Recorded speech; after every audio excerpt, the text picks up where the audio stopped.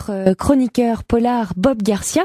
Voici son coup de cœur du jour. Bonjour Bob. Salut Nathalie, salut Mathieu. Franz Delplanck avait conquis les lecteurs et la critique en 2011 avec son premier roman Du son sur les murs. Il remet ça avec un deuxième roman, Elvis et la vertu, on est toujours dans le jeu de mots, sorti en janvier 2013 aux éditions du Seuil. On retrouve sa galerie de personnages hauts en couleur du premier roman, John Ayaramandi, un papy ex-tueur à gages aux allures de capitaine Haddock, rocker dans l'âme et véritable jukebox vivant. Il y a aussi la jolie Perle et sa fille Luna, des gitans et son meilleur ami Valentin, le célèbre chanteur des Fucking Puppets. Très vite, le temps se brouille et il pleut des cadavres balancés depuis des hélicoptères dans la rue où habite John et dans le jardin de Valentin. Alors c'est pas qu'il soit susceptible, notre papy rocker, mais il se sent quand même un peu visé.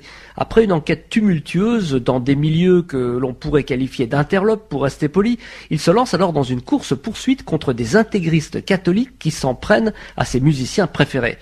Du coup, les morts se multiplient comme des petits pains sans la moindre intervention divine. Un récit brillant, complètement déjanté et vous l'aurez compris, un brin iconoclaste. Franz Delplanck manie l'humour avec la précision d'un tueur à gags. Les réparties sont cinglantes et les métaphores jubilatoires. Pour autant, l'intrigue reste palpitante et bien construite. La cerise sur le gâteau, le polar est miné de références musicales pur rock dont on trouve la playlist complète sur le web. Elvis et la vertu de Franz Delplanck vient de sortir aux éditions du Seuil. Bonne lecture, bye bye. Merci Bobby.